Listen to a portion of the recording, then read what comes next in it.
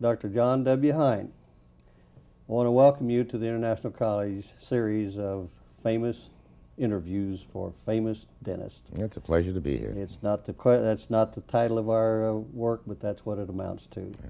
And we're very glad to have you here in Baltimore, by the way, and you and I just came back from the new National Museum of Dentistry. I think they did an absolutely marvelous job. I think so, too. And I wanted that to be on record, that we were here the day that it was inaugurated. That's right. Plus the fact that we were here to interview you. So it's a famous day in both of our lives. Anyway, you're an author, you're an educator, you're a researcher, you're an administrator.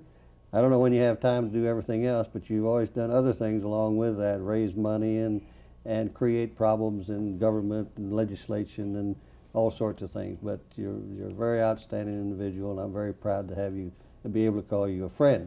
Yeah.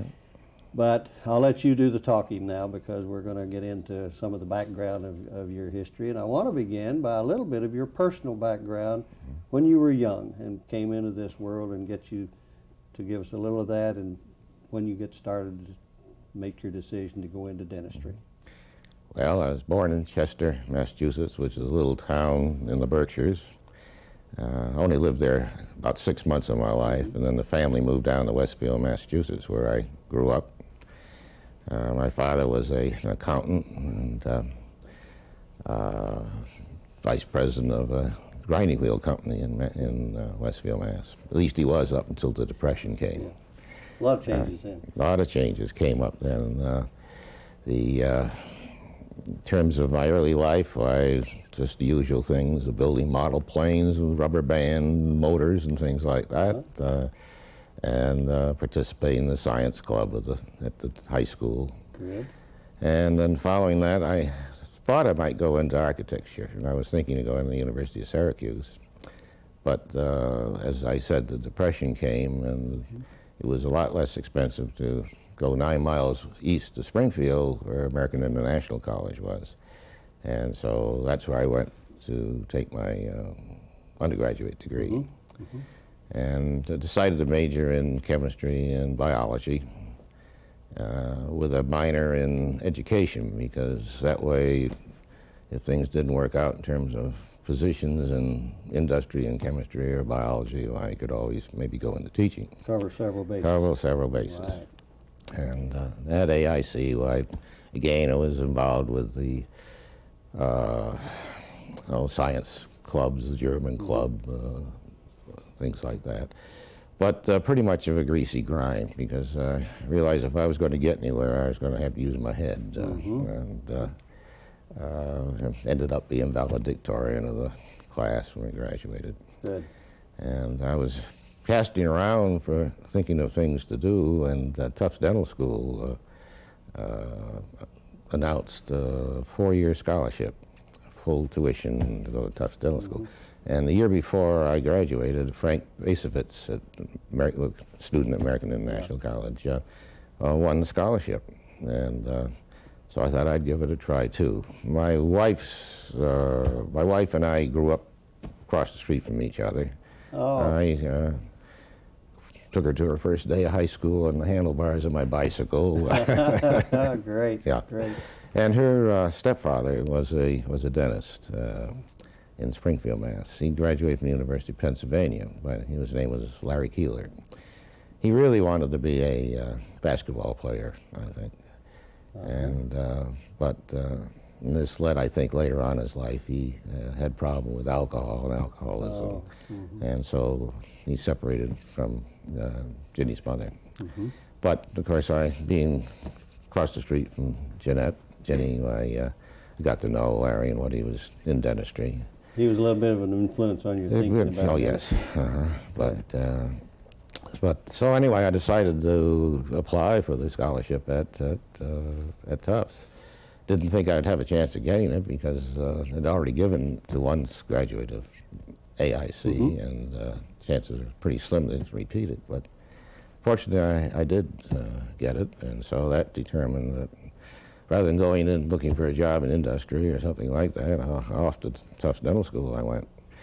And actually, as it turned out, I really didn't need that scholarship because the war started 3 months after I got there, and we all went into, like you did, into the we were all together. ASTP program. Right, we're all together, and so I went through dental school as the expense of Uncle Sam, actually. Yes. And but actually, back at American International College, there was a fellow named Woods there, a chemist from Harvard, teaching in the school. And this was just before World War II started, and he was doing some experiments with explosives, and he needed a couple of people to help, a couple of students to help him out. So I got involved in a little research with explosives. We were working with things behind glass plates and things. And I don't hear very well today because I decided to clean the sodium press by accelerator procedure. You know, metallic sodium, if you put water with it, it forms hydrogen and boom. And so I decided to clean the press out by just putting it in the sink. And it was quite an explosion. Fortunately, the building didn't blow up. I lost the hearing at one time. But Tufts was, of course, absolutely a sensational school to go to in 1941. The dean was Basil Bibby, a dentist, PhD, from the University of Rochester. The head of the clinic was Joe Volker, a DDS PhD in biochemistry. Bibby's was in microbiology. Irving Glickman was head of the oral pathology and periodontology program. Helmut Zander was there in charge of, well, also in perio and oral diagnosis. Dick Manley was in charge of the basic research area. And so here was a dental school with almost everybody in the school doing research. Surrounded by research people. So I really, from almost the day I walked in the door, I knew that I hoped to be able to go on to University of Rochester and get my PhD. And while there, I was a teaching assistant in oral pathology with Glickman. And Helmut Zander was working on techniques for treating pulp exposures. And this is where he developed the zinc oxide eugenol techniques. And he needed help, and so I used to go to the roof of the building where they kept the dogs, and we'd carry the dogs down to the oral, couldn't do that today, you know. Carry them down to the oral diagnosis room where we'd anesthetize them and then put fillings and exposures in their teeth and treat them in the control and experimental group, then carry them back upstairs. And Helmut also needed some help over at a clinic at Mass Memorial Hospital. It was a syphilitic clinic where a lot of the prostitutes in Boston needed dental care and so forth. So, and they all had venereal disease. And that was a good experience, again, learning how to infection control, which we were very careful, very careful of that. So all the way through, I was involved with this. When I graduated, actually I never graduated really from dental school. In that, in about December of the senior year, we're on accelerated program. In December of the senior year, Bert Anderson, who was running the program at Grace Memorial Hospital at Yale University, lost his 2 interns. And so he asked Basil if there was some way they could have some help. And so Basil and Joe Volker asked me and Stan Keller, who ended up teaching down at the University of Alabama and dental school there, if we'd like to go down and become interns at Grace Memorial Hospital in New Haven. Well, that was pretty darn exciting. And Bert Anderson had spent years over in China, and he would give us tales of, you know, what do you do? How do you treat, if you've got 120 million people with cavities and you're the only dentist, what are you going to do for them, you know? And that kind of thinking, you know, began to influence the way you think. The only way to solve dental problems is to prevent them, or learn how to prevent them. So that was it was a real interesting influence on my life, and but so I ended up my last 6 months of dental school being an intern down there doing oral surgery, and we took the course in general anesthesia with the medical students and so forth. So it was a very exciting program. But so in essence, I really never did graduate from dental school. That's why they didn't let you practice. Yeah, that's right. And then, well, after that, I went back to Boston, and Joe Volcker was interested in the possibility of using electric currents to drive fluoride into the teeth, and asked me if I'd build a device to do this. Well, I didn't know too much about electronics, but I went over to Northeastern University next door and got some little bit of know-how, and I put this thing together. And just about the time I had it ready to try out on a patient, I had to report for duty down at Carlisle Barracks and, you know, that sort of thing. So I turned the thing over to a fellow named Finn Brudeval, who is well known worldwide for his research in fluorides and so forth. And Finn pressed the button. He damn near electrocuted a patient. A little too high voltage. A little too high, yeah, too high voltage. But so then I was off into the Army and ended up over in Hawaii for a couple of years. Decided to volunteer for another year of duty. You're never supposed to volunteer for anything in the Army, but the war was ending, and I was headed back, hopefully, to maybe something in academics. So I decided, gee, I'll never get back to Hawaii again. And my wife, Ginny, this would be a great time to spend a year or so filling teeth in the morning, playing golf and swimming in the afternoon. So I signed up for her the next year. So she came over in the first boatload of gals to be shipped over after the war. And we had a great year and a half there. That's wonderful. And ended up at a major in the dental corps, and almost deciding by that time, wondering whether, gee, it was pretty nice in the Army Dental Corps. I was going to say, then came a very, very tough time of decision. And we were sort of on the fence, and then I got a letter from Basil Bibby saying, you've had enough fun. I've helped line up one of the first National Institute of Dental Research training grants for you at the University of Rochester, so get back here. Great. So Ginny and I sat down, and, you know, here we were as a major in the dental corps at that time. Was going to be, I was captain and about up for promotion. You know, in a secure life, you're living in a cocoon, everything taken care of you. Or we would go back to Rochester as a graduate student for a future we had no idea what it was going to be like. Well, we were sort of on the fence, and we got an invitation from the general of the Schofield Barracks to visit the general house, which was very nice, except the invitation came and said, you will report at 5 o'clock and leave at 5:05. And Jeannie and I decided that's not sort of the kind of life we were going to look forward to, so wrote to Basil, please implement things, and I wrote a letter to Trenley Dean, and he was head of the National Institute of Dental Research at that time. Great. And said I would like to activate this scholarship, the fellowship. So that was off to Rochester then. Yeah. And I think about that time was when you got involved in a dental survey down in Puerto Rico. Puerto Rico, yeah. Right. Well, as a youngster. As a youngster, well, it was kind of exciting because after having been with Bert Anderson and all his tales about, you know, what do you do for 20 million people that and you're the only dentist. Puerto Rico at that time had no dental school, and it was there was a man taking his PhD training in our dental department at the university named Kanwar Showry. He was an MD from India, and he'd come over to get his PhD in pharmacology, and I was in the pharmacology training program too. And so Kanwar said it'd be a great idea if we would go and find a place and do a survey. What's the oral health condition like of an undeveloped country? And Puerto Rico was certainly undeveloped at that time.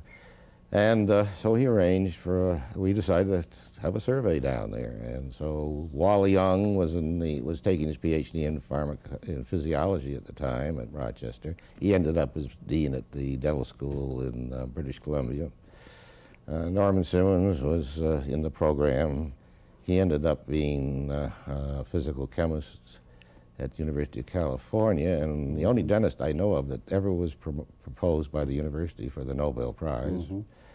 And Marshall Day, who had formerly been the dean of this dental school of Lahore in India, and later ended up as dean at Tufts, was at Eastman, so he joined the team. And Harold Hodge, the head of our pharmacology department, and myself, and off we went to Puerto Rico on a dental survey. And we went all over. We thought, you know, you learn a lot when you try and do something like that. We looked at the map. Puerto Rico looked like a dot. And of course, when we got to Puerto Rico, there was people eating fish on one side of the island. There was a big urban area around the main cities. There was an area, Barranquitas, up in the mountains where they drank a lot of milk. So it was obviously, you had all kinds of different influences. So instead of doing a survey in one spot, we had to go around the island for 6 weeks carrying. I was in the trailer taking radiographs. And so when I got back, I developed the pennies I had over my films that I put on daily. I could read Lincoln's name, address, and telephone number. You know, I'm 76, so apparently I'm still here. So. But so we were working with the University of Puerto Rico people, and so they asked us if we would come up. You know, we were getting the data, and there was no treatment. It was total disaster. Kid, we did 614 14-year-old boys, and it's real sad. I mean, rampant caries, loss of teeth, and so forth. And so the university asked us. We had some press conferences about our survey, and the university asked us, well, what could we possibly do? And Marshall Day had come from New Zealand originally, where they had dental nurses in the program there, and Conway Shawry from India, where they had the same problem that they have in China. At that time, they had maybe one dentist to every 10 million Indians.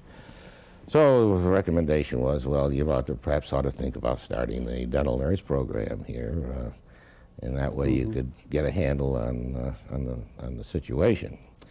So then we all left with our having press releases on this dental nurse thing, and came back to Rochester. Well, all hell broke loose. The American Dental Association heard about this, and these upstarts from the university, these graduate students at the University of Rochester, recommending something like this. And so they wrote a letter to Dean Whipple, the dean of the medical school, suggesting that we all be tossed out of the university. And, well, Dean George Whipple was a Nobel Prize winner and a researcher, and he told them to go to hell. But it was a rather exciting time, and I began to learn that, you know, all wasn't going to necessarily be smooth sailing in a dental research career, that if you find something that you feel ought to be done and you speak your mind, everybody isn't going to necessarily agree with you. How long did you stay with Well, I was at, it took me 5 years to get my PhD. It wasn't very bright. Well, one of the problems was, one of the nice things about the program there was that there was no departmental structure. The fellows that had been there long were called senior fellows, and they ran the department and controlled what little budget there was and so forth. And so I moved up. Well, I was there about a year and a half, and Dave Mitchell was senior fellow before me. He ended up as being editor of the Journal of Dental Research at Indiana University. When Dave left, Norm Simmons, who was the fellow that was nominated for the Nobel Prize by the University of California, and I became senior fellows. And then Norm left, and I became senior fellow. So I had to run the department and fight for space for the research fellows and try and get my PhD degree at the same time and look for funds. So I was getting grants from Colgate, Procter & Gamble, Bristol Myers, Navy, Army, wherever you could do it. We only had $7,500 to run the department from the university. And well, one of the things I did there that was rather interesting, I looked back at the history, and the way the dental research program started at the University of Rochester was that originally, George Eastman went to Flexner came to town and talked to George Eastman. He wanted to start a medical school that would set a new pace in medicine, one that would be research-oriented. And it patterned like Johns Hopkins. He was interested in Johns Hopkins, but also starting something de novo at the University of Rochester. And he had talked to George Whipple, who was in California, and he would agree to come and be a Nobel Prize winner and come and head this up as dean. And so they talked to George Eastman. George was very interested in dentistry, of course. He had set up the Eastman Dental Center and all of the dental institutes over in Sweden and Stockholm and London, Brussels, Paris, and Rome. And so he was interested in a dental school. So he said, well, I'll give $5 million for a dental school. And then the Rockefeller Foundation said, well, we'll give $5 million to set up a medical school. So in 1923, it opened, the University of Rochester School of Medicine and Dentistry. Well, it turned out they set the requirements for the dental school such that they didn't find a qualified applicant for the dental school in over 5 years. And so at that time, by that time, the 50 seats for the medical school were filled, and there was 25 empty seats sitting there for the dental school. Well, we can't have that take place, so we've got to think of something. So the dental school, as a concept for a dental school, was abandoned. And they decided, well, if we really want to get some dentists to know something about research, we ought to start a research training program. But rather than taking the $5 million and endowing a research training program at the University of Rochester, they went to Rockefeller Foundation, and I guess what they made, I don't know, I wasn't, of course, there, but I have a feeling what they said was that, you know, if you give it was $250,000, we will set up the University of Rochester research training grant for a 5-year period, $50,000 a year, which was very good. But I guess the other side of the deal was that the $5 million for dentistry was going to disappear over to medicine. Then Basil Bibby was the first. He probably mentioned this in his interview on these tapes that the college has made. He and Harold Hodge were the first two students to join the program as Rochester Research Training Fellows. And actually, think back on dentistry, what a wonderful break it was, because here was Basil wandering around the world wondering what the hell he was going to do with himself. He'd just graduated from dental school in New Zealand, and he just happened to pass through and decide to take this training as a PhD in microbiology. And Harold Hodge, who was the other patron saint of the research program, Roger, was a physical chemist and teaching pharmacology out in a small college out in the Midwest. And somehow or other, he heard about this program and also applied. And of course, Harold ended up being head of the atomic energy program, the toxicology program for the atomic bomb and all that at Rochester. And Bibby, of course, went on to be dean at Tufts Dental School and then head of Eastman. So it was a very interesting time. Well, the money ran out at the end of 5 years, and so then the university, and it was a pretty good success by that time. There were people like Ham Robinson in the pipeline, and a lot of good people. Bert Macaulay, who was head of public health down here in Baltimore later on. And so rather than say, well, now we'll give the money back and support it, they went to the Carnegie Foundation for another $250,000 and got it. And so that carried the program up from 1930 to 1941. Then, of course, the war came, and things got very, well, there were very few people left who weren't drafted, and so the program was very small during the war. But then it started up after the war, but of course, by that time, there was no money except the $7,500 that I mentioned to run the department. So I decided one of my missions after that I would have was to see if I couldn't get the $5 million back. And so I started to dig in and write letters around the university to the trustees and so forth. And I got the medical dean pretty mad because he wasn't about to give up any endowment. And so I finally had a meeting with the president of the university, and he said, well, John, you know, morally, that money is dentistry's, but forget it. It's long gone. But it was a good fight. And in the process, though, they then assured one of the other things that stimulated me to try for this was that they were beginning to squeeze us out of spots in the various basic science departments for the dental fellows to work in. And without that, the program would have collapsed. But in all this mishmash and furor that I created, then it was agreed there would be a spot for a dental research fellow getting his PhD in each of the basic science departments. So that ended up okay. And that was an interesting, exciting 5 years. 5 years, and you know, during that time, I was fortunate enough to, because fluoride, uranium and fluoride are very closely connected in terms of finding it and separating it. The pharmacology department in the AEC program was very interested not only in the toxicity of uranium itself and all of its but also fluoride, because the two occurred together.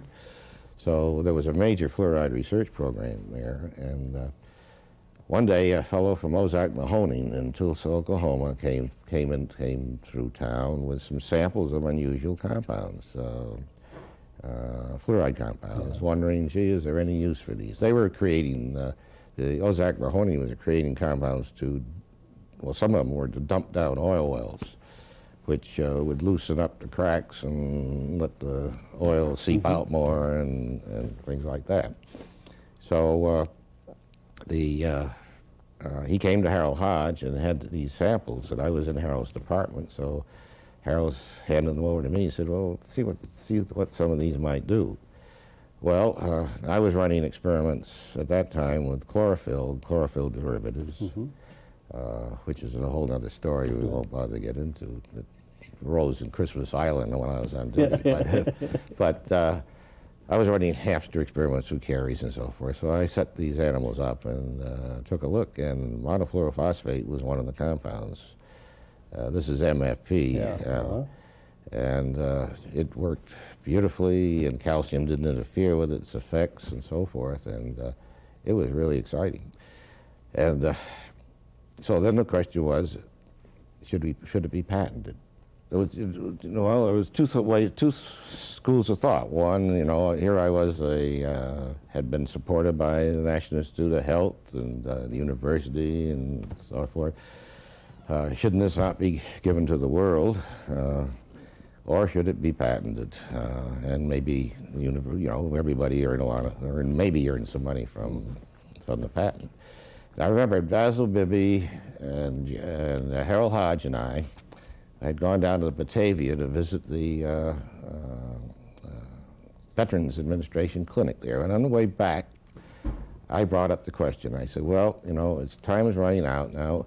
Should we do something about patenting this monofluorophosphate compound? So I remember Basil was driving the car, and he pulled over to the side of the road. And Basil, he said, oh, how much would it cost? I said, well, I think it'll cost about $900. Basil said, well, I don't think I want to spend $900. And Harold Hodge, who was chairman of my department, so forth, he says, well, no, I don't think we ought to patent it. I know people who have patented things and then spent the rest of their life trying to protect them and have ruined their careers and so forth, and I don't think we ought to patent it. Well, of course, being a graduate student with hardly any money, I wasn't about to put up $900 to patent it. So I said, okay, we'll give it to the world. As it turned out, probably, I think from my own personal point of view, was a good thing. But by not patenting it, it delayed the introduction of MFP for a number of years, because once it was in the public domain, then any company could use it, and there was no advantage of somebody putting a lot of extra investment into developing it as an effective toothpaste. And so it laid around for quite a while.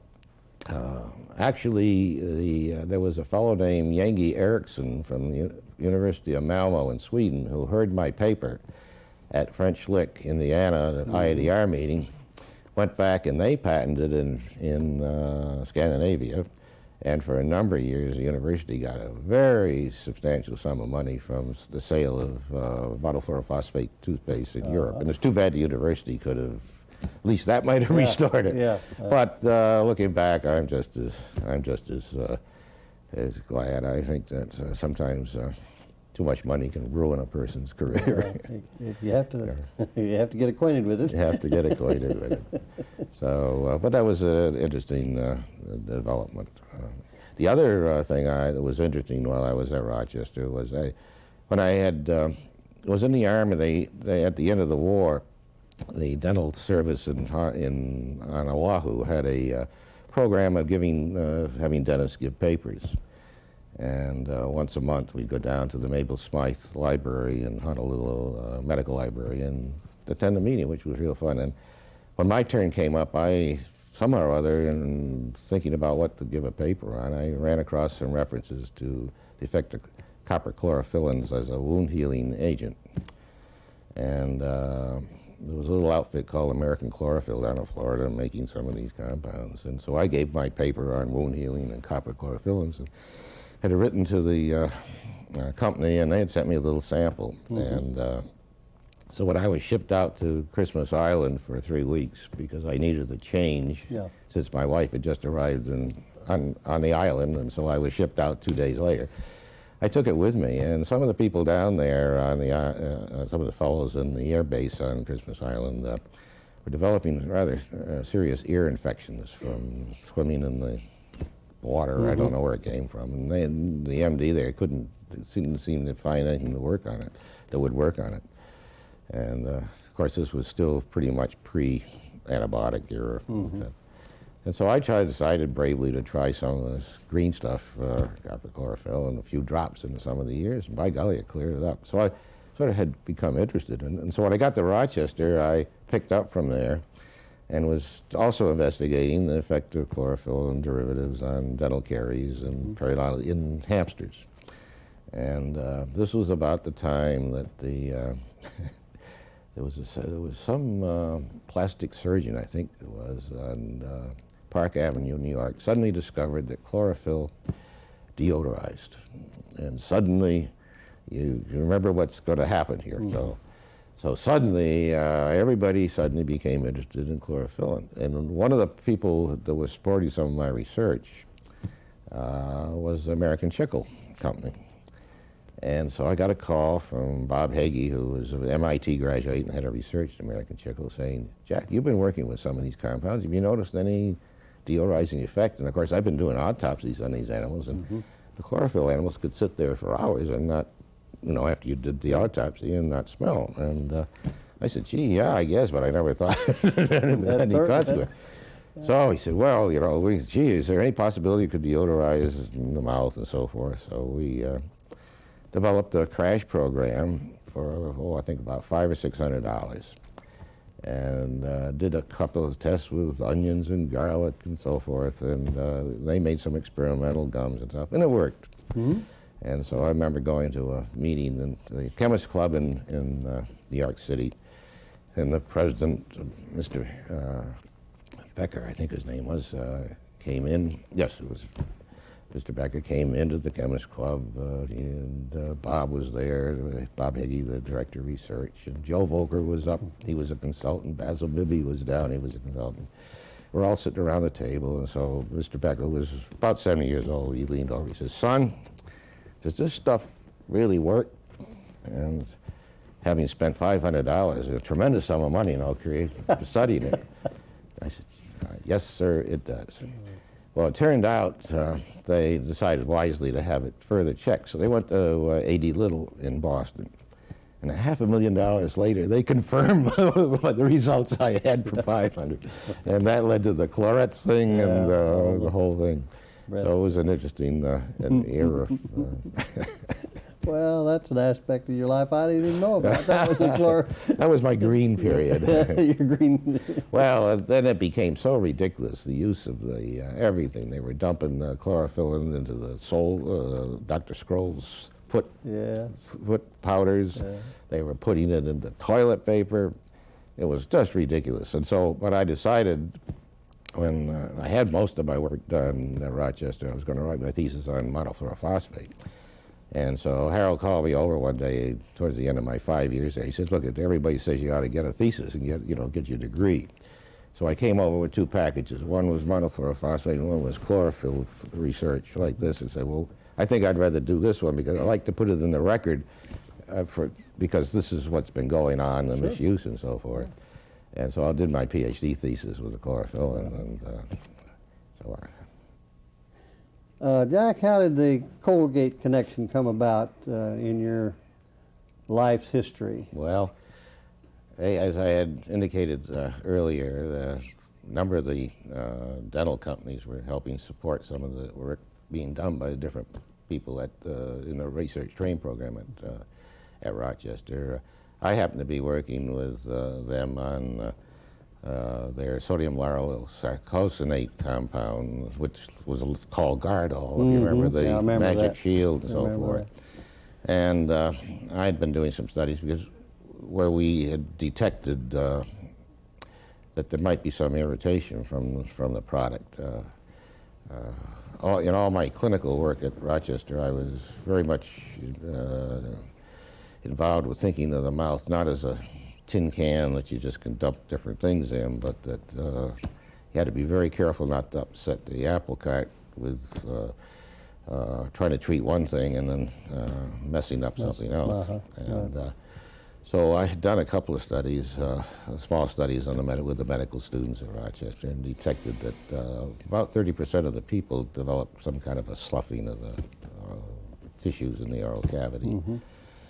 Not serious, but certainly something that wasn't something you'd like to see in a major product. So I had been working with the company on this, and they had decided at Colgate that they would like to maybe try and change the image. I'd been talking to them about the future of dentistry, and that the cosmetic era of dentistry was ending, and all the work that was being done by the research fellows at Rochester and other PhD dentists around the world going to change things into a biological therapeutic type era, and that they ought to begin to think about getting with it.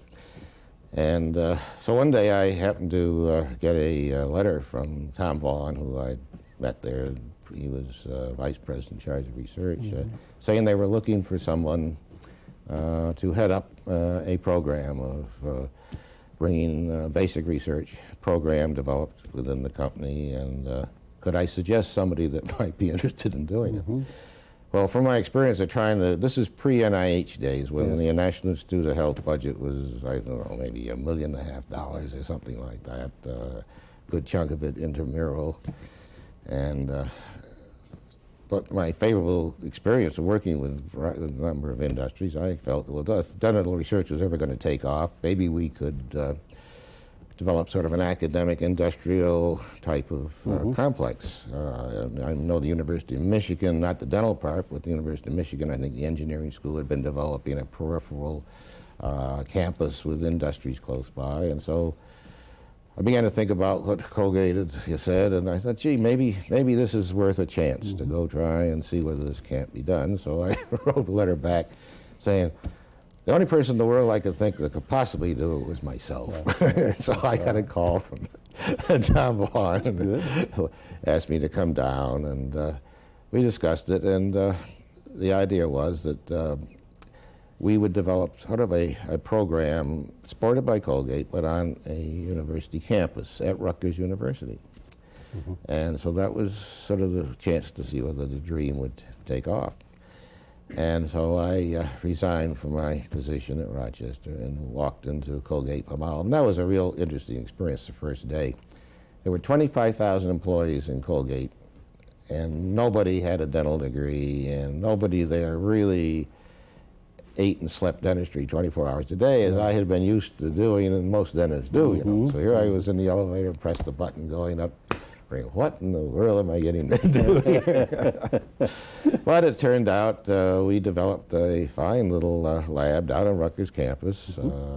3 or 4 of the Rochester fellows, Dmitry Afonsky and Joe Wazotsky, joined the program. Joe DeWeaver from Eastman Dental came in, and we set up a basic science research lab on Rutgers campus supported by Colgate. And that went along fine for 2 or 3 years, and then Tom Vaughan, the vice president who had gone along with my thinking on this, left the company.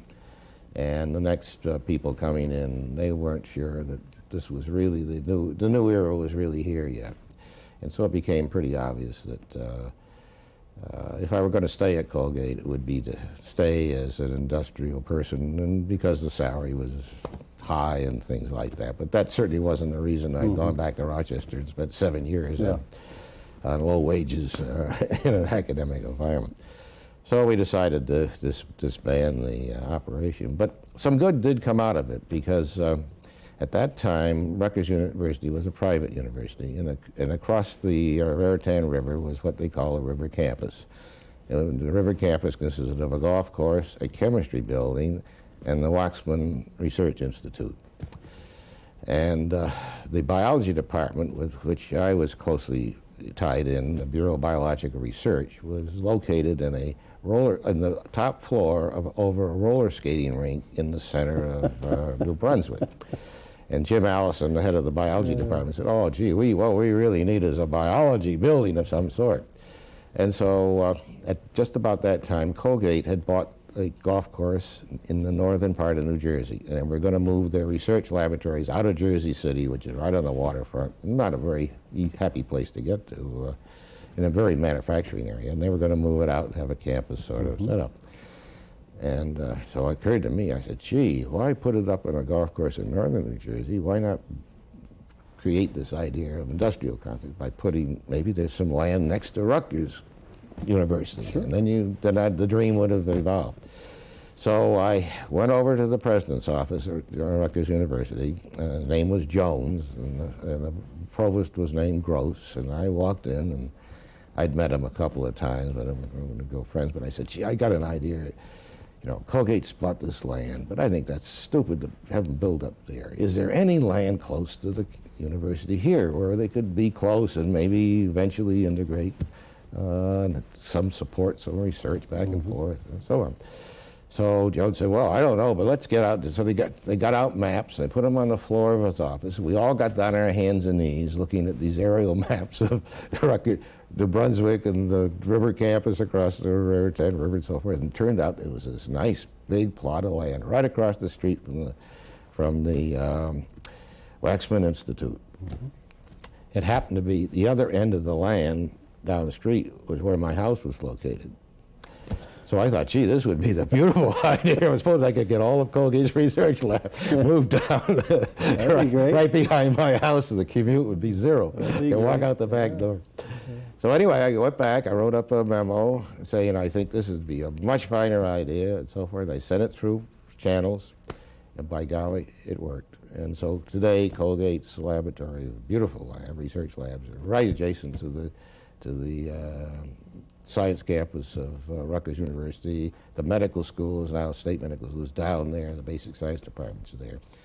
So by being there, lots of times in life when you happen to be in the right place at the right time, something good can happen if you have a little idea and you push it. Is the former Hein residence still there? The former Hein residence is still, no, I don't own it. We sold it when we moved. I didn't know. So anyway, I left. They moved. They were building this multi-million-dollar lab there. And about that time, I had decided, as I said, I wasn't going to stay in industry because it wasn't quite working out like I had hoped. And everybody there had gotten a position, and then I was looking around. And Harold Hillenbrandt asked me if I wouldn't consider becoming editor of the Journal of American Dental Association, but he said, Jack, I'd like you to come, but I don't want you to wear an eye shade. I'd like you to be sort of an assistant to me. So Ginny and I, that was pretty good. The salary that time was quite good, about $25,000 a year, which in 1958 was not too bad. That's okay. Pretty okay. And then Harvard Dental School asked me if I would come and be director of clinics and a professor, tenure professor at the dental school there. And the pay there wasn't too bad. It was about $19,000. And so, but she and I were debating. We were looking at the newspapers from Chicago at the high-rise apartments on, along the River Drive and so forth.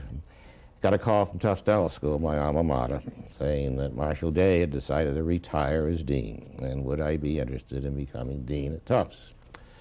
And, well, so I said, well, I'll take a look at it. I went up, and Marshall Day and Irv Glickman and Dick Manley and all the gang that I had trained as a student with were still there working away. And, oh, won't you come? And the research at Tufts had gone down a bit. We'd like to have it built back up and so forth.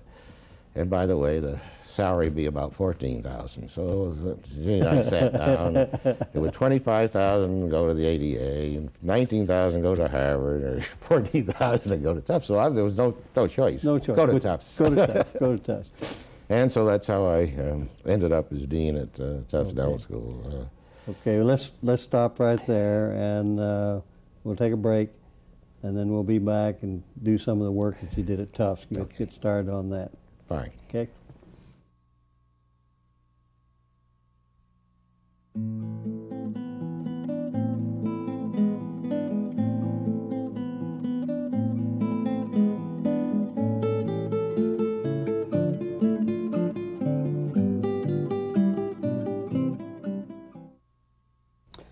Jack, it was about 1959, after you completed a term with Colgate, that I believe you were offered deanship at Tufts School of Dentistry.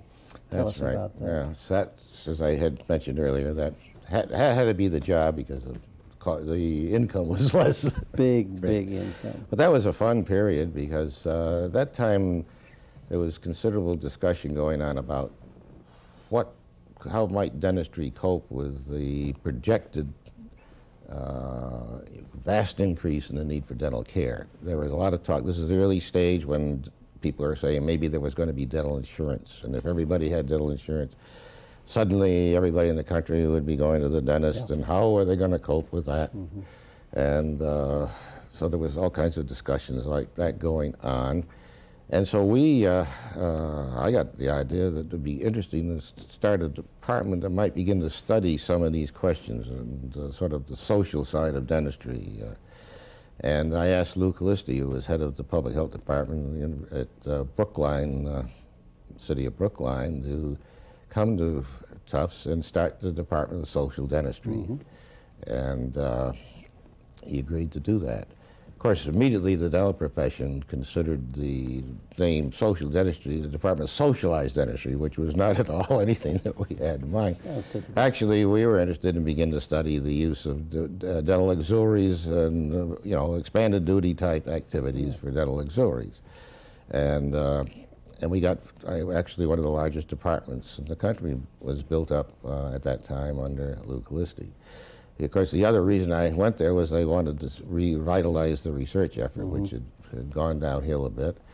And so we looked around for space because there was hardly any space in the dental building for research. And lo and behold, there was an old building that used to be a mattress factory just around the corner. And so we set up labs over there, and that really got research started. Within about 3 years, we were back up again to pushing Harvard and Forsyth for a number of papers at the research meetings.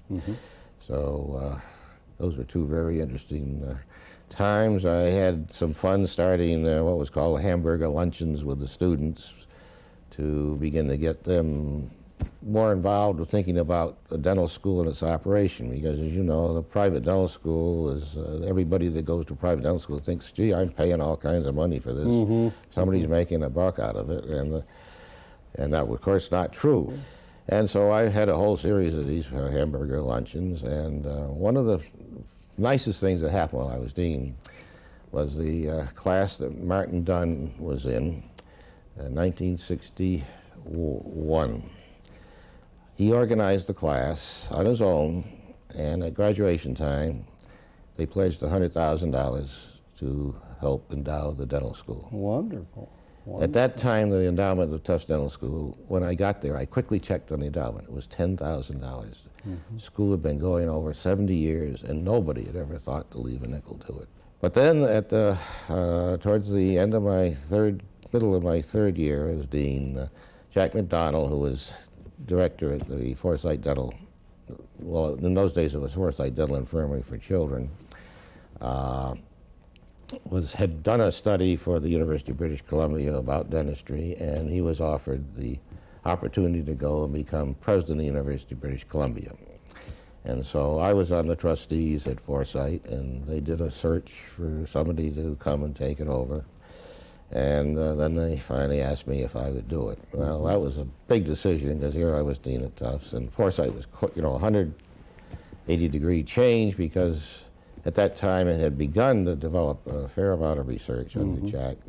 But I could see that one of the few places in the world, other than Eastman Dental Center, that had an endowment big enough to really support a full-scale research institute, like the kind they have in medicine, you know, like the Rockefeller Institute, so was Foresight. And so it would be the one chance in the world for me ever to be able to get the position to try and develop a really fully rounded research institute. Well, I had mixed feelings. I didn't want to turn my back on Tufts, because I, loved the school and everybody there, and I sort of somewhat felt guilty, but it was the one chance to really give it a college try in terms of developing a research institute. Before we get into Forsyth, and we mentioned being Tufts, a private school, and I know that during your term at Forsyth, you were very, very instrumental in trying to get the private institutions together in order to be able to save them and to give them some guidance. I'd like for you to talk about that right now, and then we'll go into some of the research at well, it's perfectly obvious that if for a country like ours, which is based on the private sector, private enterprise, and so forth, and dentistry, the practice of dentistry, most of it up until recently is private sector, private enterprise, individual practitioners, and so forth, that the nature of the educational system that creates people for this, you would think it would be the same nature as the nature of what they're going to do after they get out, which is a private sector, a private institution. But while I was dean, I began to get the data from the American Dental Association survey of all the dental schools and so forth, and it began to be very obvious to me that I couldn't see how, in the long run, that the private sector of dental education could coexist with a public sector of dental education. Because particularly if at any point the state dental schools decided that they would no longer be restricted to recruiting just within the state, but would recruit nationally, with their low tuitions compared to what it costs to really run a dental school, if you're going to run it from fees and tuition, they wouldn't be able to survive. And I mean, it's just a mathematical fact of life if you really look at the data. And I had begun to see at Tufts, because I started to attend the dean's meetings and so forth, I began to see that the state dental schools were beginning to think about increasing their recruitment. And I began to gather the data, and it was very clear that that thing which had existed for many, many years, which allowed to coexist with the private sector and the public sector, because they didn't compete for the same pool of candidates, was beginning to disappear. And so I carried this on after I left Tufts and over to Foresight, because I felt strongly that once the private sector of higher education disappears in a country, if you look at Europe, it's gone from England, it's gone from France, it's gone from Germany, it's never going to come back in those socialized countries. That if we lost it here, it would be, I thought, a sad thing. But about this time, the Carnegie Foundation began to take notice that the same thing was happening in relation to higher education itself, and they began to come out with publications in the mid-'80s, early '80s, saying that there was a real danger that the number of private institutions of higher education would become so small, was becoming so small that maybe at some point it just wouldn't be a viable counterpoint to this. So I tried to get the private dental schools together. I contacted them all and said, would you come the next dean's meeting? I forget where it was. I think it was in Florida. You're in Florida, yeah. I think it was in Florida. And I said, if this next dental dean's meeting, would you come to town a day early if I could arrange some place that we could meet, just the heads of the private dental schools could meet, to discuss the situation. And so I got an answer back, yeah, well, we'll come. And so we had a meeting and we decided to form a consortium for the advancement of private dental education. That was going to be our organization. And so I presented all these data and these trends, and one of the things that's very, very difficult, we were all in the American Association of Dental Schools. You know, the private schools, the semi-private schools, they were getting some supplements from the state, like Case Western Reserve and some of those, and the public schools. And so you're in a family, and now suddenly you're pointing out, I'm pointing out, that this family is going to have one major problem, and nobody wanted to create any enemies. So it was very hard to convince that anything should be done. But we did decide to meet the following year. Well, then, as we did meet for about 4 years in a row, but as the second, third, and fourth year met, one year, one of our people got a call, Mike Fritz, while we were meeting, your dental school in Emory is being phased out. The next year, the dean at Georgetown got a call, your dental school is being phased out. Fairleigh Dickinson then got a call, and then George Selfridge over at George Washington. So anyway, that had been very much in my mind, and still is, because we're very close to the point. And well, in hygiene, for example, the Forsyth School has a school for dental hygiene, and everybody said, well, what do you want a hygiene school when you're developing this world-famous dental research institute? But if you stop to think about it, that's a great combination, because the purpose of a research institute is really to find a way of eliminating disease by preventive measures. And if you really stop to think about why hygiene was formed in the first place back in the early 1900s, it was to become the preventive arm for dentistry. They were going to be the ones to do the prevention. So I didn't see any conflict with maintaining a dental hygiene school and a research institute side by side. And I still don't. I still think it's a very viable idea. And of course, as things got tight at dental schools, the dental schools that had hygiene schools have cannibalized the hygiene programs, canceled them, cut them out as funds got tight. And in a lot of cases, we've lost some very fine dental hygiene schools. So I was hoping at least that Forsyth, and I still am, that it would maintain its base in the private sector and become a training center for academicians for the hygiene field and so on. And that's where it's carrying on at the present time. But the Forsyth developed very, very nicely. We had the first fund drive that the institution ever had, and we won talk about cliffhangers. It was in 1967, and the NIH was beginning to phase out its funding for medical research facilities. And our application was in for $1 million towards our $3.5 million wing, which was a pretty nice sized wing. We were the last grant to go through and be approved before the program shut down. Oh, talk about a squeaker for dentistry. Dentistry always seems to be just squeaking through the door before something happens to it. But it fortunately came through, and we raised about $1 million. And then the trustees said, well, we'll let you borrow on your endowment for the other $1 million, but you got to pay it back. And so just before I left the directorship at Forsyth, we had a burning of the that's wonderful. Of the papers. Paid it all back. Made you feel good. Made you feel good. And Forsyth, as you know, in terms of papers, presentations, things like that, is one of the leading institutions in the world. And mainly because we got a whole group of PhD and DDS PhDs together and said, this is their job.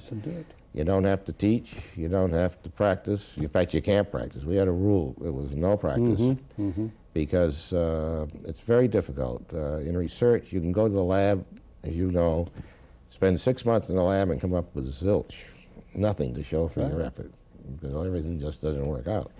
If you go in the clinic, you've got an awful lot of things you could look back, the good that you've done, the satisfying. You've treated these many people, and they're happy, and you're happy having done it.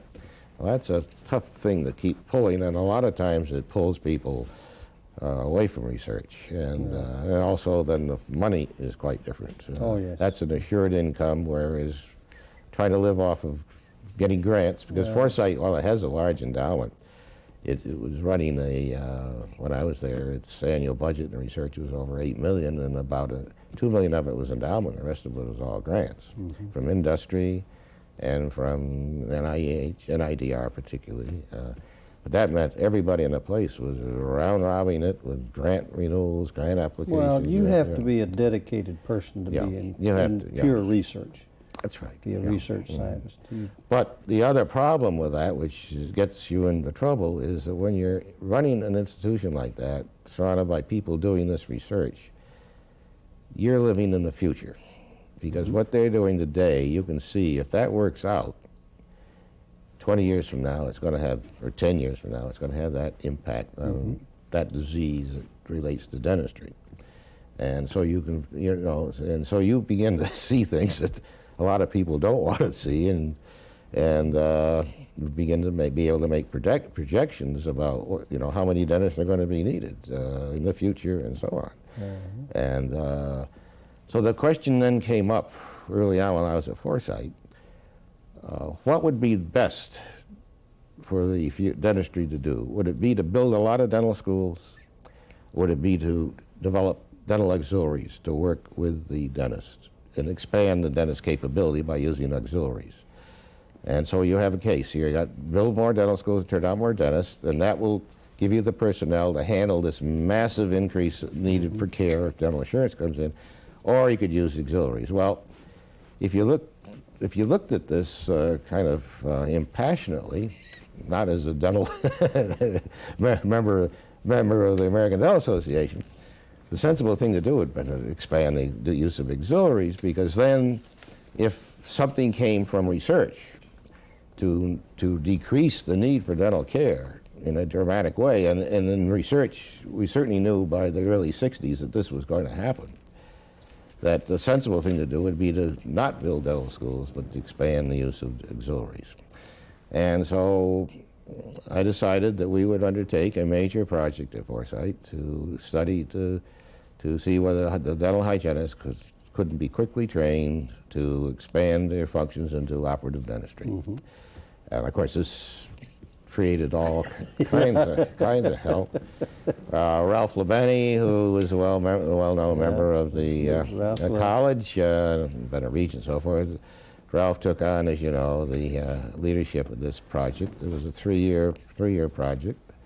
It was cost over $3 million, and the ended up results were that yes, you could quickly. The hygienist is already used to working in the mouth, so you could quickly train them to work under the general supervision of a dentist.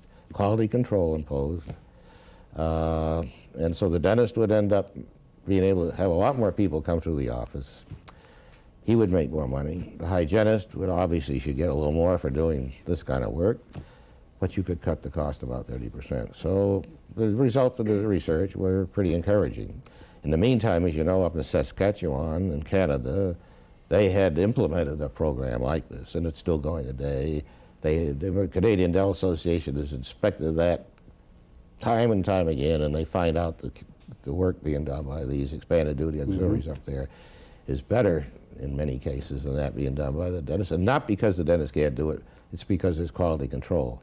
There's a regional person going around checking on the quality, what the work is. So you would have the built-in quality control into the picture. But that just brought all kinds of hullabaloo. The Dental Society went to this American Dental Association, and everybody came to town. And of course, this was not the first time Foresight had done this. You see, back in 1948, Percy Howe and Majerison had started a similar program sponsored by the Children's Bureau in Washington. And they were going to have that was going to be the New Zealand nurse type of thing, which was quite different from what we had, because we were based on the hygiene training and so on. And that had ended up in a total disaster in 9 months. totally closed down by the Massachusetts Dental Society, the State Department of Health, and so forth. So here was this history already sitting at Forsyth of everybody being mad as hell at Forsyth. Murray Gable, who is a well-known member of the college, was president of the Dental Society back in that era and took a lot of flack because he supported the concept that let's do the research and see what the data says, you know. So when we started the program up again, and everybody was pretty excited about it and felt pretty upset with what we were doing. But I think, you know, now thinking back to it, the choice the dentistry made was to build a lot more dental schools. So many state dental schools opened. And now the production of dentists is projected by the Department of Statistics down in Washington that there's going to be about 160,000, 170,000 dentists by the year 2000. But in the meantime, of course, research has begun, the impact of research. You know, it's very hard. When I was going to dental school, like you were going to dental school in 1941, 42, you couldn't find a child anywhere in Boston or anywhere in Oklahoma or anywhere else in the country that was caries-free. They were the one or two that existed were practically put on pedestals as unique items. Well, now you can hardly find a child that has lots of caries, except in some very confined populations. And that has been slowly taking place over the last 25 years, and it's perfectly obvious that this group of caries-free people is moving right through into the populace. As they get older, they're going to go into their old age with all their teeth, very few fillings. And if you look very hard at the effect of certain types of fillings, like class 2 amalgams that have an overhang, they're not supposed to have much of an overhang, but you can't possibly put in a class 2 where the bottom margin is perfect.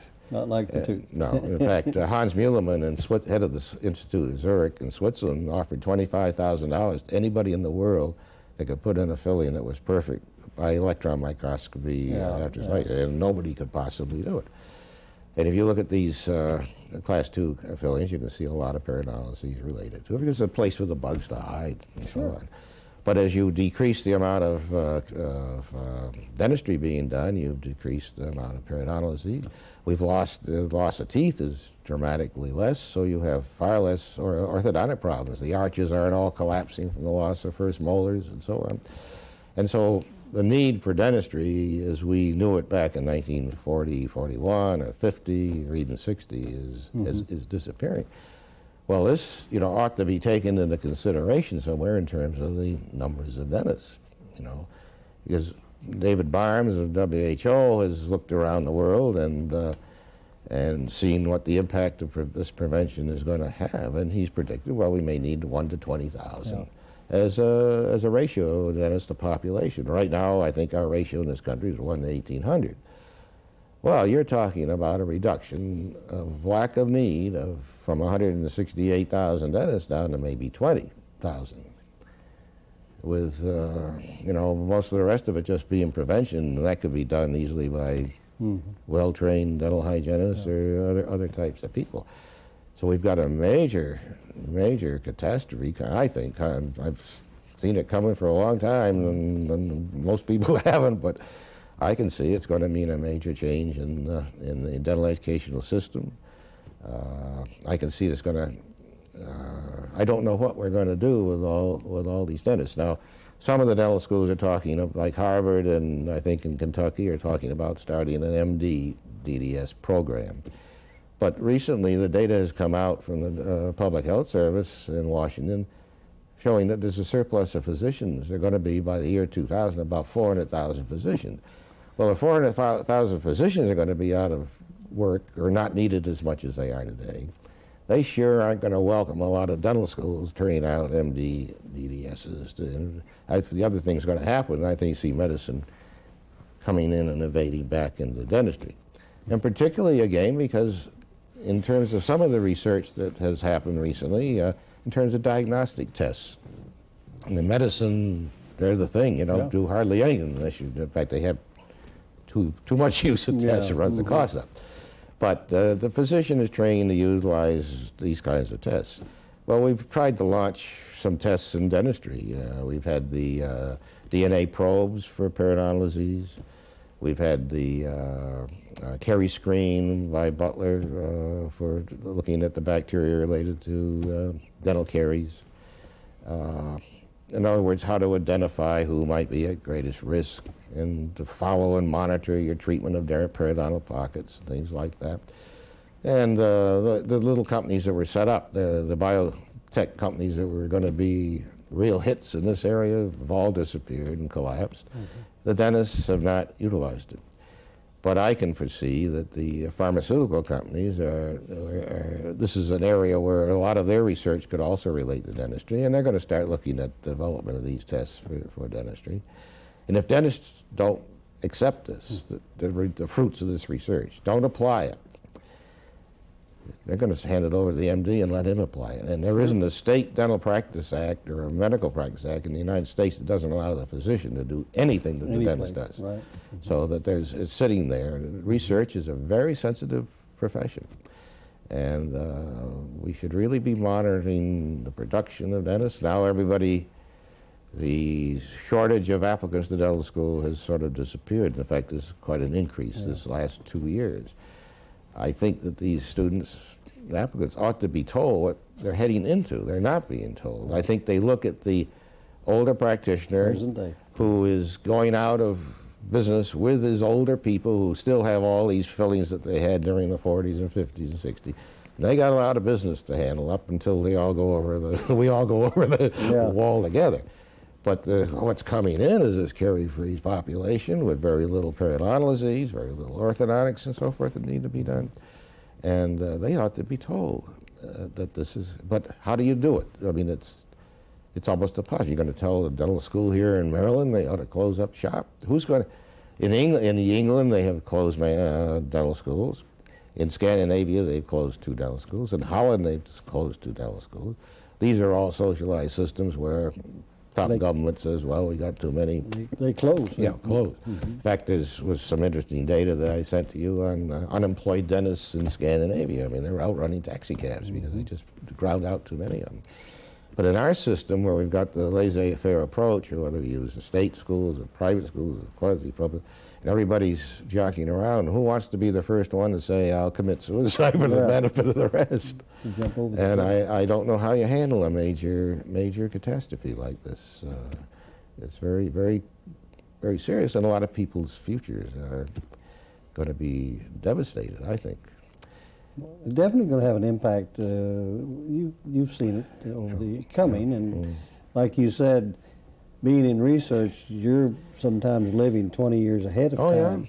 And then the 20 years passes, and here it happens. The things that, just were going on at Forsyth when I left, they developed them mutant bacteria that are non-pathogenic, that go in and knock the pathogenic bugs out of their growth sites in the oral cavity, and so you eliminate that. You develop a vaccine at Forsyth? And you have a vaccine at Forsyth on dental caries, but again, you don't die of dental caries, and so there was a period until very recently when even the medical vaccines were in the doghouse, and no company wanted to undertake the manufacture of them. There was only one outfit left in Canada that was making all the vaccines for the United States because of lawsuits. And one patient out of 2 million may die at the prevention of disease in thousands, and so but the public, the lawyers don't care about that. You zero in. And so we've had a lot of trouble finding any company that would be, even though it's patented, and they have very interesting work by Martin Taubman and Dan Smith and at Forsyth in the immunology department. And these things are possible and coming along down the tube, down the pipeline, more effective fluoride compounds, so on. So it's going to be it's happening, and yet nobody wants to sit back and face it. You want to say anything about the future of fluoride? Well, some of your work that you're doing? Well, no, I don't think so. Okay. Except that, we blame a lot of it on fluoride, all the decrease in caries on fluoride, but really, if you look at the whole picture, We've had non-carcinogenic sweeteners come in massively into our foodstuffs, and most of the snacks and so forth. Where instead of having, you know, oral cavity exposed to sugars repeatedly during the day from a lot of sugared Cokes or sugared this, now it's sweetener Coke and so forth, non-sugar.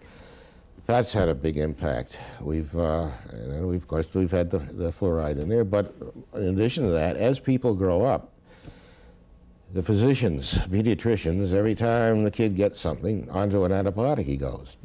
Well, every time you put a child on antibiotic, you completely knock out or change the oral flora. And so you knock it down, it has to be reinfected again. And so you've got microbiology, this kind of effect on the microbiota of the oral cavity. You've got the fluoride effect, you've got the sweetener effect, you've got people more interested in taking care of their teeth, brushing them and so forth. So you've got lots of things going here. So it isn't just one. And some countries like Japan are going to need to use these other things because they've tried fluoridation over in Japan, and they, even at 1/2 part per million, they develop too much fluorosis, so that that isn't a practical measure for over there. And so they need to, they need to develop these other measures will be the ones that will help control dental care. There's a ratio of difference in body chemistry the way the fluoride. It may be well, we don't know. I assume possibly. That I assume, of course, we say, oh, they eat a lot of fish over there, but I think it's a genetic, you know, the racial effect. I want to quote a little from one of your papers back in '88. Fostering the triad, a high purpose fraught with danger. I'll just give you the first paragraph. It says, dental science does not exist as an isolated entity. It is a part of the larger fabric that makes up the universe of science and technology. Consequently, dental research is not immune to the effects of major shifts in attitudes and policies that have been broad impact on the conduct of scientific affairs. Therefore, a discussion about how dental science can benefit from forging of linkages among universities, industries, and governments must begin with an examination of these broader influences. I'd like for you to bring those three together. Well, as you suspect, it's a natural outcome from a lot of my work with industries at Rochester and also at Forsyth. There's been major support there, and having worked with Colgate, I can see that you know, the NIH budgets alone aren't going to be able to support all the research that needs to be done in medicine and dentistry. In fact, all the recent publications are showing NIH saying, let's try and get industry in to help support this basic research effort. But the point I was making, the danger of this triad, is that a lot of the universities are in economic trouble, both state and private. Things are being cut back. NIH budgets have been pretty well level for a number of years in relation, certainly in relation when you factor in the inflation. And so there's lots of pressure on these institutions to try and find ways of making a buck. And a lot of them have set up departments to capitalize on the patents, on the inventions coming out of the biotechnology areas of their institutions. And it isn't just the private sector doing this. The states are beginning to look at it. You see where a state that doesn't have a big research effort in biotechnology is now asking the federal government, we want one of those institutions too. We want to have the benefits in our area. We want to have the prize-winning breakthrough that's going to bring in megabucks into our area. So you've got rivalry now between institutions, which always existed, which was good, led to competition. So, but now you've got these institutions pushing it for a different reason, to make money, to push development as fast as possible for a profit for their institution. But then you've got at the next level, you've got internationally the same competition. Oh, look at the Japanese, they're coming and they're taking all of our stuff away from the electronics industry, you know. And Sweden is pushing ahead in biotechnology. The budget in France is higher than England, you know. And so now you've got competition for these major breakthroughs going on at the biotech level and the biology level. And a lot of this, there's dangers in all this where you'll begin to lose sight of why you're involved in biomedical research. The ultimate game is it has to be disease related. Even the most basic research, you're doing it for hoping that it'll lead to some clues that eventually can be applied to some disease. Or if you're in dental, it's for the dental area and so forth. But you begin to lose sight of that. You begin to think more, well, develop this for financial gains. So that there is a danger in this technology powerhouse race that we're involved in at both the institutional level, state versus state level, country versus country level, and it's kind of interesting. As we were talking the other night, lots of thought. Well, maybe the world in the future will be information, and that's the most valuable thing. But it's very hard to control your holdover information. For example, the easiest one to look at is the recent effort of China to take about a lot of our stuff for computers and just reproduce it like crazy and send it all over the world without paying any royalties or anything else to anybody. So I'm not so sure that the information you're going to be able to patents aren't going to hold up too well between countries. The other side of technology transfer, which I mentioned in another talk at the Institute at the Royal Society of Medicine in England, is that transfer of technology should be appropriate.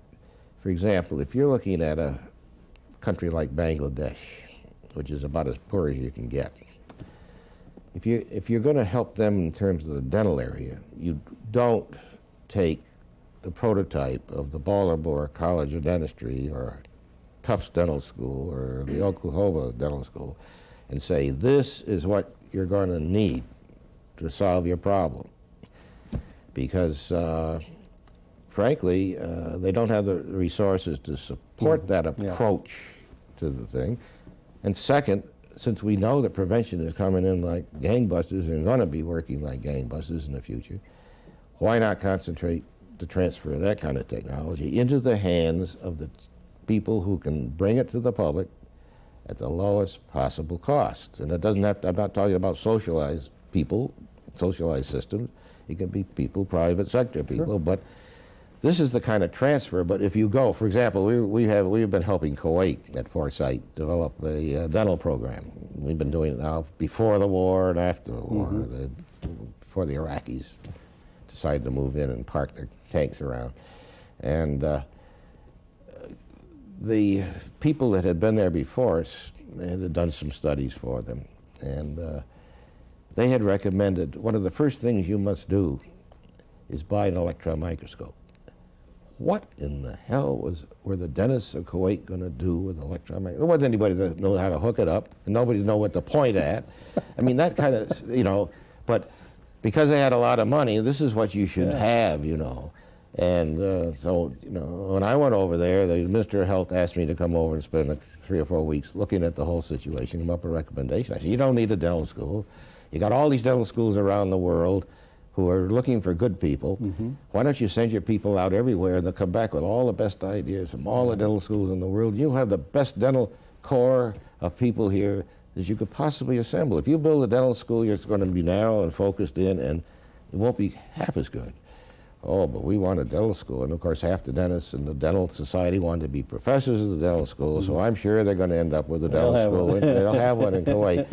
But, you know, again, this technology transfer, you've got to have an electron microscope. You've got to have a dental school, just like the good old dental school at Harvard or Baltimore and so on. It's crazy. I mean, utilize what we know in research and start from there and prevent most of the disease. In fact, they didn't even have a decent survey of what the needs were in Kuwait. And it turns out that it's not quite as bad as they thought it was. Plus, they're all on a distilled water system. They use the gas from the oil wells to boil the water from the Gulf and make the distilled water, and they put it in. That's their water system. And they have a fluoridation setup, all set up, except I found out that the head of the, I don't know what you call it, waterworks supervisor, was afraid to turn it on. So they had thought they'd had fluoridation for about 5 years and it hadn't been on at all. He was afraid it wasn't going to work. So, but you know, that would be the first thing. I said, for God's sake, turn that on and see what happens. And you know, before you build a dental, you may not need a dental school here. How about some hygienists and so on? You know. So technology transfer, I think, should be appropriate, not at the level that will fit the company, the country that you're talking about, or the population, and plus with an idea of what's coming along that you can take advantage of in terms of preventing disease. Get it out of the way. If you don't have it there, you don't have to treat it. Yeah. And not develop a lot of people to treat disease that may not exist later on. Well, did we get in our discussion there about the dental education, the capital? Yeah, we talked about some. Pretty much. I would sure like to see us preserve we're one of the, we in Japan, it's very interesting, if you look at the data, it's been fun to go to Japan. They are about half our population. Mm-hmm. They have half the number of dental schools we do. They're 50-50 private and public. And so the countries are, you know, you can reduce the data so they look like you layer right on top of each other. Mm-hmm. And so they're one of the only other country that I can think of that is really has a base in the private sector of higher education. And I went over, was invited over to be one of the speakers at one of their major meetings, and I brought my message with me, and I don't think they liked it because I was saying, you know, look what's happening to the private sector. You fellows in the private sector here better start to think about your future. Mm-hmm. And when I came back, we had lost several dental schools, so I sent all the good news. All the good news, yeah. Yeah. But I was recently, the Japanese are very much like, in many ways, like the Americans, in that I was involved in a fundraising effort recently to raise money to buy a headquarters for the International Association of Dental Research, the American Association, and that this is an international fund drive, because the IADR is very similar to the International College of Dentists in terms of numbers and distribution and so forth. And trying to run an international fund drive is very interesting because most of the countries that are socialistic just don't think of volunteer contribution things. Their attitude is let the government do something. You know, if you need a building, let them build it. But so the biggest support for the drive, we succeeded and we built the building and dedicated. We bought the building and we dedicated it in Alexandria. The biggest the groups were Japan and the United States, very similar. In fact, the Japanese outdid us in that over half the membership of the Japanese Association for Dental Research have contributed to the headquarter building, which is very nice. And of course, the college, we have close ties. It started in Japan and so forth. So maybe if we lose our private sector here, maybe in dentistry, maybe Japan will be the one remaining bright light in the world. You were instrumental, I think, also in helping to develop a congressional liaison program. Yes. Well, that was interesting. Because I was in the Research Institute and heading the Foresight, we went to the Association of Dental Schools meetings, and I attended the ADA meeting and the IDR meeting, but when I began to look for an association that really fit a research institute, I found that there did exist the Association of Independent Research Institutes, like you have in Oklahoma, the Medical Research Institute there, and the Worcester Foundation, and the Retina Foundation, and a number of them. And so we joined, Foresight joined as the only dental independent research institute in the group. And I worked my way up, and I didn't try, but I became elected president of the association at one point. But while there, while being involved with that, I saw the Worcester Foundation took the lead for the development of a congressional liaison effort on behalf of basic biomedical research at the NIH.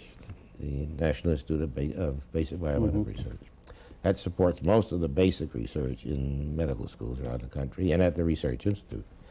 And I then learned that the Retina Foundation of Boston, the Eye Research Institute, had also taken the lead to develop a congressional liaison effort on behalf of eye research at NIH, the National Eye Institute. And their budget had grown like that, and the basic biomedical research budget grown like that. And it was largely due to the fact that they had people involved in talking to Congress saying this is important to do. And I looked around, and who's doing this for dentistry? Well, I had gone to a meeting in Washington of the Association of Dental Schools, and the next day there was going to be testimony on behalf of the NIDR. And the ADA had traditionally given the testimony. So I called up and found out what was the testimony going to be. We haven't done it yet. So it occurred to me that if anybody was going to talk on behalf of dental research, it damn well better be the dental researchers and not be dependent upon the ADA doing it for us, because obviously they had a low priority. So I went back to Foresight and met with the trustees and said, I'd like to have Foresight take the lead like Worcester did for basic biomedical, the Retina did for eye. I'd like to have Foresight take the lead. I just became appointed chairman of the National Affairs Committee of the IDR. And that committee had traditionally met for an hour at breakfast once a year and did nothing. And with no resources, obviously you couldn't do anything. But what I wanted to do was to hire a professional congressional liaison person, a lobbyist. We weren't raising money to give to buy people. What we need to do is get our message out and know how to do it, know where to go down the hall of Congress. And, well, fortunately, my board of trustees had somebody from Retina and somebody from Worcester on the board. And they backed me up, and so Foresight appropriated $25,000 for 3 years to support this effort. I immediately hired the lobbyist who was working for the Worcester Foundation. Great, yeah. And arranged for a meeting, a volunteer meeting of people from across the country, because I knew this would be a tricky thing to do, because I knew that once it started to go, this would be the center of focus of all action of the ADR, because this is where you're influencing funding.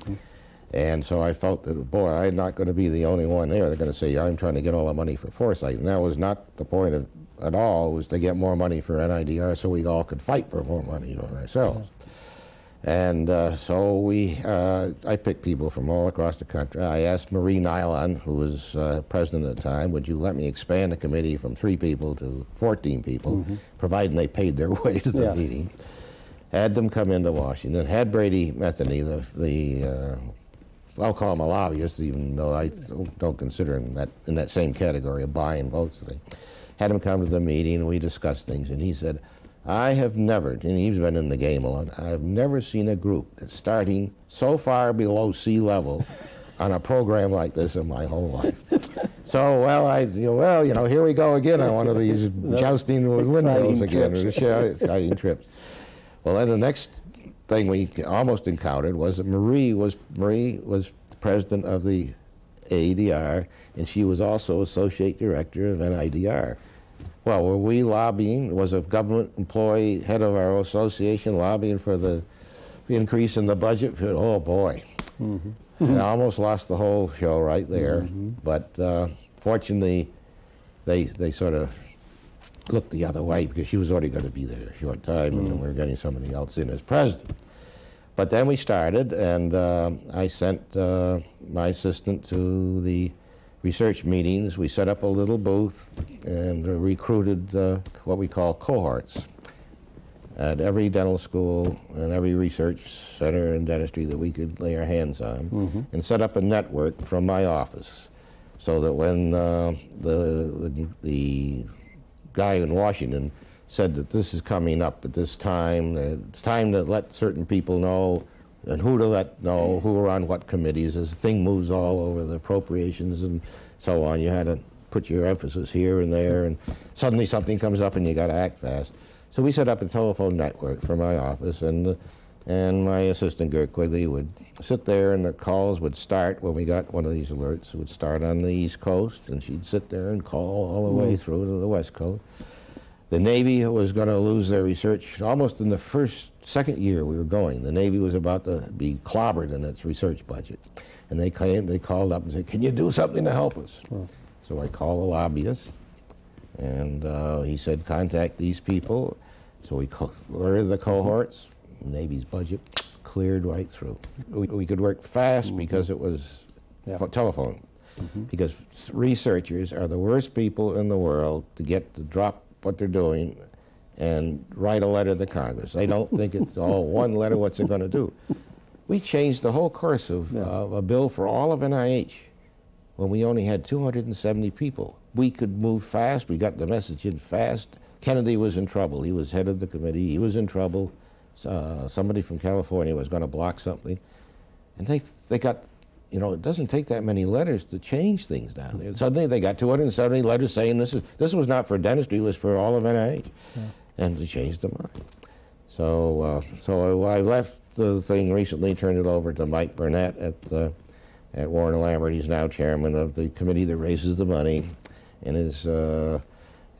Chris Squire at Iowa is chairman of the National Affairs Committee. And Gert's still doing the job at Foresight on the call, and we're beginning to computerize it, but you really can't computerize it too much because people don't read their email, and sometimes they let it sit there for days, and they don't pay attention. Where you get a phone call and somebody's there and it says, "This is what you need to do, this is exactly what you need to know," you're apt to do it. If it comes over the wire, you're apt to say, "Oh, I'd rather go and do these Petri dishes over here," or something like that. So it takes the personal touch. But I was pleased, and so I even got an award for it recently. They just created the Jack Hein Public Service Award at AADR, and I was given the first award. Well, that's the way it should be. I mean, after all, you were the reason that they created it, so you should get the first one. Well, since you've never done much during your career, and I was just kind of wondering how in the world you had time about around 1962 or so to get into dental politics and be the president of the Massachusetts Dental Association. Well, I was at the dean's meeting at Camelback in Scottsdale. I had a call from Pat Scavato, secretary of the Dental Society, associate secretary of the Dental Society, saying, I was still dean at Tufts at the time, saying, "Jack, we would like you to run for president. Would you be willing to run?" And I talked it over with Ginny and decided, well, maybe, I'd be the first PhD DDS that was president of the Mass Dental Society, and I wasn't sure that was going to fit too well. But the saying goes, you're supposed to join in and be a part. If you want to change things, you got to be a part. So I said, "Okay, Pat, I'll do it." And so they didn't even have, there wasn't even a race. It was an election, and I was elected president. And well, it was very interesting, but it was clear from the beginning that I didn't quite see eye to eye with the thinking of most of the folks in the organized dentistry. They really thought of the ADA and the Mass Dental Society more like a union than a professional organization. And this particularly was exacerbated by the big furor over expanded duties and the expanded functions for hygienists and things. The dentists became terrorized by this, which is crazy. And but realistic, they just felt it was a threat to their futures and so forth. And I kept saying, well, you shouldn't do this. But in 1965, I think the American Dental Association went over the dam when they changed the preamble to the purposes for its organization. It used to be for the advancement of the art and science of dentistry for the benefit of the public. And in that year, they jammed through, and the interests of the profession. And once they did that, it became a union. And they're thinking you can't be an advocate and a protectorate at the same time. And then shortly after that, they required the editor to present all articles that weren't politically correct for approval to the Board of Trustees. So obviously there was nothing coming in could be published on expanded functions and things. It would let the membership, it became a house organ then. As soon as that happened, the ADA Journal was a house organ. And then they cut back on the support for the Council on Dental Therapeutics and changed its policy because the pharmaceutical companies refused to submit the data in support of their ads, like for buffering and things. They said, well, we did that with the medicals, we're not going to do it for you. Well, up to then, anything that appeared in the Journal of the American Dental Association had to be approved through the council if it was going to, you know, be in the journal as an advice. So this protected the dentists. If he found something in the journal, he knew somebody, the council looked at it and was okay. Yeah. But once they abandoned that screening, then they wanted the money. And of course the money pours in. Now if you look at the journal, you've got all the medical groups pouring money into putting their ads in there and so forth. So these things changed in nature, and I don't know whether you could really say it could have been prevented. I think it's one reason the Academy of General Dentistry has done very well, though, because they sort of represent what I think the ADA was supposed to represent as a professional organization. You know, education, more education, continued education, and so forth. Again, going back, you always ask a busy man to do a job because one that doesn't do anything doesn't have time. Well, you managed to find time not only to be the president of your state dental society, but you were also president of the college and also president of the USA section. And I'd just like a few of your thoughts and remembrances when you were in that honorary position and also a working position, also a very important position for international dentistry. Well, I always felt very strongly about the importance of the college. I think dentistry needs a honorary type organization worldwide that people all over the world and dentists all over the world can look up to.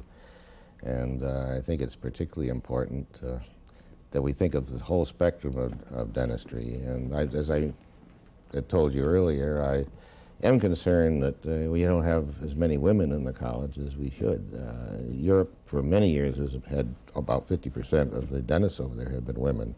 And yet if you look at the representation in the various sections in Europe, it's way down. In this country, the number of women in dentistry has increased tremendously and very wonderfully because they make great dentists. And it's up to about 40% of the dental school entering classes now. And so the future, there'll be 50% dentists that are women, 50% men. And I think the college needs to recognize this. In fact, at the Steamboat conference of the college some years ago, I said we better start thinking about it. And I think we're maybe just beginning to wake up to this, but I think we need to be concerned to make it attractive for the women in dentistry to think of the college as an important thing for them to achieve in terms of their career. And I think also when you look around the world, I think the college needs to begin to think about this question of technology transfer.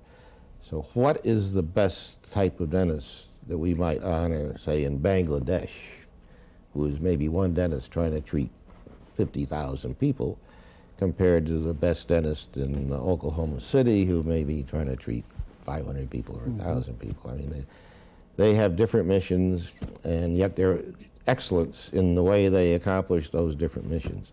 So I hope the college will recognize that everybody that shouldn't be a sausage-type production of an American dentist or a Scandinavian dentist to be recognized by the college. I think the way they approach delivery of oral health care prevention in their circumstance ought to be taken into important consideration. I think this is true in the Middle East, certainly of all the developing countries in Africa and the Far East, some of those areas. And I think we tend to sometimes think that we must think of dentists in our own, American-style image and not maybe recognize these other people are doing a yeoman job for their situations, for their circumstances.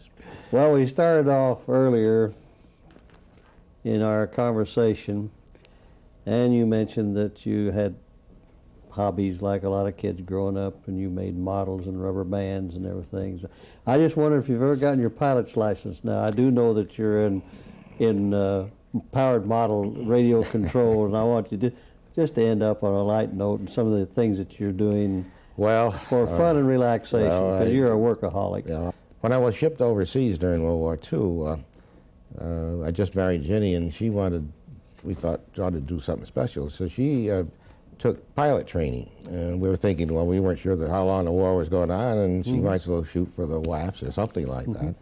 So she became the first girl in Westfield, Mass. to get her to solo and work towards her pilot's license. Great. Well, now here, you can't have that, you know. Here's my wife that knows how to fly a plane, and I don't know how to get off the ground. So that's why I developed, with my eyes, I'm not going to try flying a real plane, but I figure maybe I can do the radio control planes. So I belong to a radio control club, Charles River Radio Controllers. They're all most all of them are a bunch of World War II pilots. And they're building their Spitfires and their P-47s and P-38s and all that. And it's kind of fun. Well, it is fun. And but I haven't soloed yet. My current teacher is going to be a carpenter. He's a beautiful pilot in radio control. And I'm kind of happy about him being a carpenter, because my hobby is woodworking. And I built most of the furniture in my house, and most of the buildings around. We have we call it a pagoda. It looks like from my trip in Japan, and the pavilion looks like another area. Sure.